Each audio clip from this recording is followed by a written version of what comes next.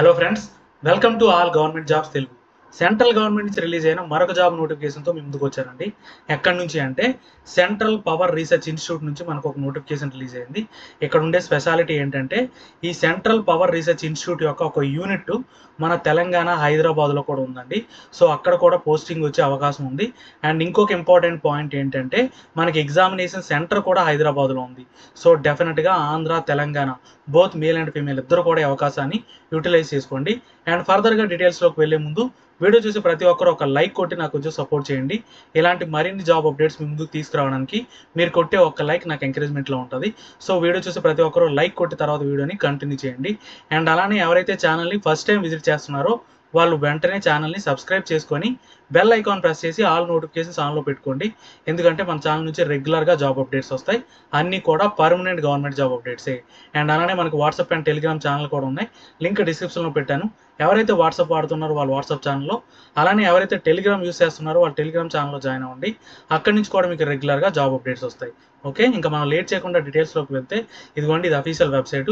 ఈ website link నేను డిస్క్రిప్షన్లో పెట్టాను. దానిపై క్లిక్ చేస్తే మీరు డైరెక్ట్గా ఈ పేజ్లోకి వచ్చేస్తారు. అండ్ ఇక్కడికి వచ్చిన తర్వాత చూసుకుంటే ఇక్కడ మీకు కెరియర్ అనే ఆప్షన్ ఉంది కదా, దానిపై క్లిక్ చేస్తే ఇదిగోండి ఈ పేజ్ ఓపెన్ అవుతుంది. అండ్ ఇక్కడ చూసుకుంటే మీకు ఫస్ట్ నోటిఫికేషన్ అండి, ఇదిగోండి ఫస్ట్ నోటిఫికేషన్ చూసుకుంటే మీకు CPRI 06/2025 అని ఉంది కదా.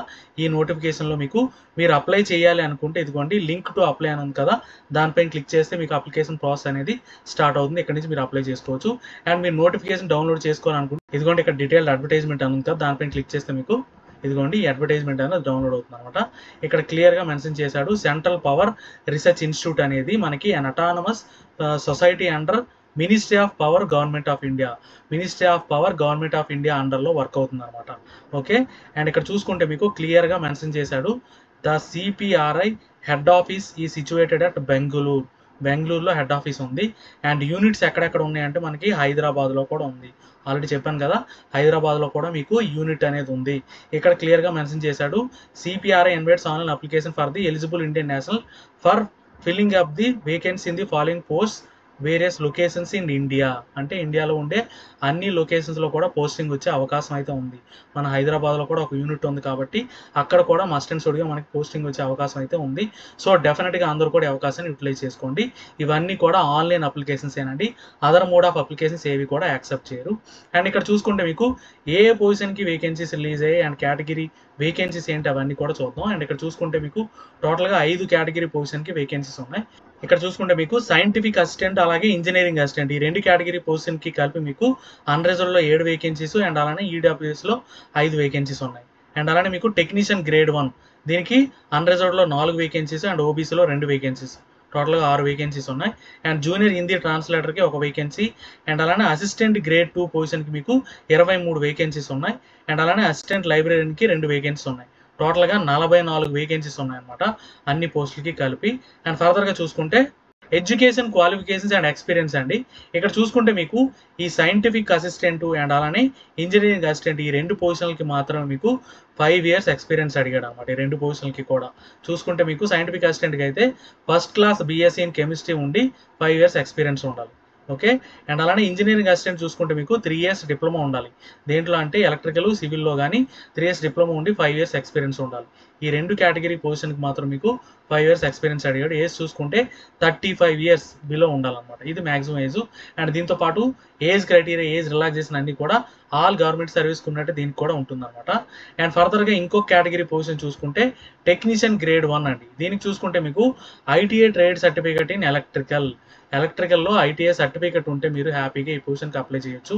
దీంతో పాటు అడిషనల్గా మీకు ఎటువంటి సర్టిఫికేట్ కానీ ఎటువంటి ఎక్స్పీరియన్స్ కానీ ఏమీ అవసరం లేదండి, ఫ్రెషర్ క్యాండిడేట్స్ కూడా అప్లై చేయొచ్చు. ఓకే, దీనికి చూసుకుంటే ఏజ్ అనేది 28 years బిలో ఉండాలి. ఓకే, అండ్ అలానే జూనియర్ హిందీ ట్రాన్స్లేటర్ ఈ పొజిషన్ చూసుకుంటే మీకు a degree of recognised university with Hindi and English as elective subject అన్నాడు. హిందీ ఇంగ్లీష్ ఎలక్టివ్ సబ్జెక్ట్ అయ్యండి డిగ్రీ ఉంటే మీరు ఈ పొజిషన్కి అప్లై చేయొచ్చు. దీనికి చూసుకుంటే మీకు 30 years బిలో ఉండాలి ఏజ్ అనేది. అండ్ అలానే ఇంకో కేటగిరీ పొజిషన్ అండి అసిస్టెంట్ గ్రేడ్ 2 అండి. దీనికి చూసుకుంటే మీకు BA BSc BCom BBA BBM అలాగే BSc ఎనీ డిగ్రీ ఇక్కడ ఇచ్చిన ఏదో ఒక డిగ్రీతో పాటు మీకు grade B in basic computer course NIELIT నుంచి వచ్చిన సర్టిఫికేట్ ఉండాలి మీకు, ఉంటేనే ఈ పొజిషన్కి అప్లై చేయడానికి అవుతుంది. అండ్ అలానే అసిస్టెంట్ లైబ్రరీని చూసుకుంటే ఏ university degree with diploma in library science ఏదైనా డిగ్రీ ఉండి లైబ్రరీ సైన్స్లో డిప్లొమా ఉంటే మీరు ఈ పొజిషన్కి అప్లై చేయొచ్చు. ఈ 2 కేటగిరీస్కి మీకు 30 ఇయర్స్ బిలో ఉండాలి ఏజ్. ఓకేనా. ఈ ఏజ్తో పాటు మీకు ఏజ్ రిలాక్సేషన్ కూడా ఉంటుంది అన్ని గవర్నమెంట్ సర్వీస్ ఉన్నట్టే. ఓకేనా. అండ్ క్రూషియల్ డేటు మీ క్వాలిఫికేషన్కి ఏజ్కి అన్నిటికీ ఏదంటే లాస్ట్ డేట్ అండి May 25th అనమాట. ఓకే. అండ్ ఫర్దర్గా చూసుకుంటే పే స్ట్రక్చర్ అండ్ అలానే సెలక్షన్ ప్రాసెస్ చూసుకుంటే ఇండివిజువల్గా ఈచ్ పొజిషన్కి ఎలా ఉంటుంది అనేది ఇచ్చాడు. సైంటిఫిక్ అసిస్టెంట్ అండ్ అలానే ఇంజనీరింగ్ అసిస్టెంట్ చూసుకుంటే మీకు పే స్కేల్ అనేది లెవెల్ 6 అండి.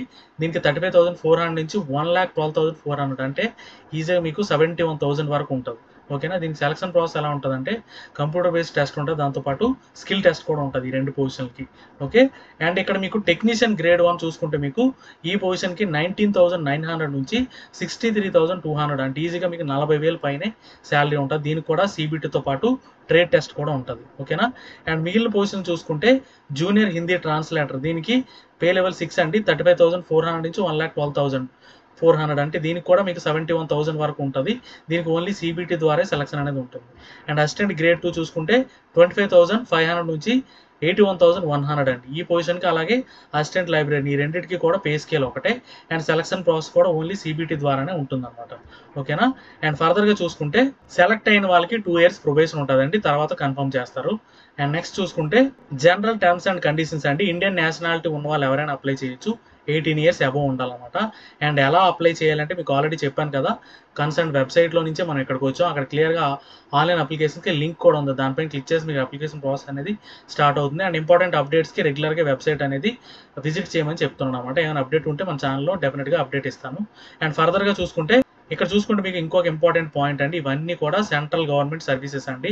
ఇక్కడ క్లియర్గా మీకు మెన్షన్ చేశాడు, all the post carry service benefits of leave, LTC, medical benefits and other elements అన్నీ కూడా గవర్నమెంట్ ఆఫ్ ఇండియాలో ఉండే ప్రతి బెనిఫిట్ కూడా ఉంటుంది, ఎందుకంటే ఇవన్నీ కూడా గవర్నమెంట్ సర్వీస్ అనమాట. సో డెఫినెట్గా అందరూ అవకాశాన్ని యూటిలైజ్ చేసుకోండి.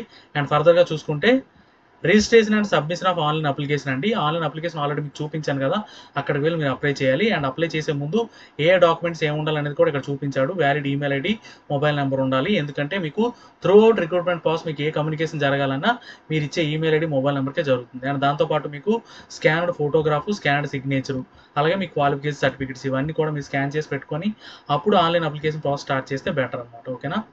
అండ్ ఇక్కడ ఒక ఇంపార్టెంట్ పాయింట్ అండి, మీకు ఆల్రెడీ చెప్పాను కదా, ఏజ్ రిలాక్సేషన్ ఇవన్నీ కూడా యాజ్ పర్ గవర్నమెంట్ నామ్స్ ఉంటాయి. అంటే SC STకి 5 ఇయర్స్, OBCకి 3 ఇయర్స్ అనేది డెఫినెట్గా ఉంటుంది అనమాట. దాని ప్రకారంగా మీరు అప్లై చేయొచ్చు వేకెన్సీస్ని బట్టి.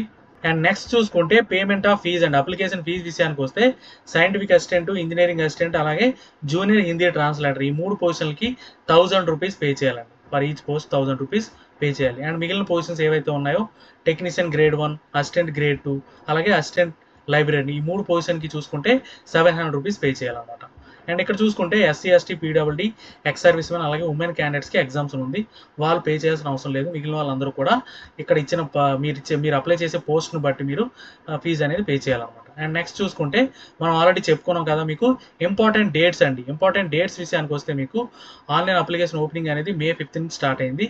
అండ్ లాస్ట్ డేట్ చూసుకుంటే May 25th అనమాట. ఓకే. అండ్ ఇంకొక ఇంపార్టెంట్ పాయింట్ ఆల్రెడీ చెప్పాను కదా, ఎగ్జామినేషన్ సిటీ సెంటర్ అనేది హైదరాబాద్లో ఉంది. ఇక్కడ క్లియర్గా మెన్షన్ చేశాడు, మనం దూరంగా ఎక్కడికో వెళ్ళి రాయాల్సిన అవసరం అయితే లేదండి. ఎగ్జామ్ సెంటర్ అనేది మనకి తెలంగాణ హైదరాబాద్లో ఉంది, అక్కడికి వెళ్ళి మనం హ్యాపీగా ఎగ్జామ్ అనేది రాయొచ్చు. అండ్ మిగిలినవన్నీ కూడా ఏ డాక్యుమెంట్స్ మీరు తీసుకెళ్ళాలి, డాక్యుమెంట్ వెరిఫికేషన్ అవన్నీ కూడా ఇక్కడ క్లియర్గా మెన్షన్ చేశాడు. ఇవన్నీ డీటెయిల్స్. మనకి హైదరాబాద్లో కూడా పోస్టింగ్ వచ్చే అవకాశం ఉంది. అండ్ మనకి హైదరాబాద్లో ఎగ్జామ్ సెంటర్ కూడా ఉంది. సో డెఫినెట్గా Andhra, Telangana male and female ఇద్దరు కూడా ఈ అవకాశాన్ని యూటిలైజ్ చేసుకోండి, ఎవరు కూడా మిస్ చేసుకోవద్దు. ఇవన్నీ డీటెయిల్స్. ఏమైనా డౌట్స్ ఉంటే కమెంట్ చేయండి, డెఫినెట్గా క్లారిఫై చేస్తాను. వీడియో నచ్చితే లైక్ చేయండి, మీ ఫ్రెండ్స్కి షేర్ చేయండి, ఛానల్ని సబ్స్క్రైబ్ చేయడం మర్చిపోకండి. Thank you so much.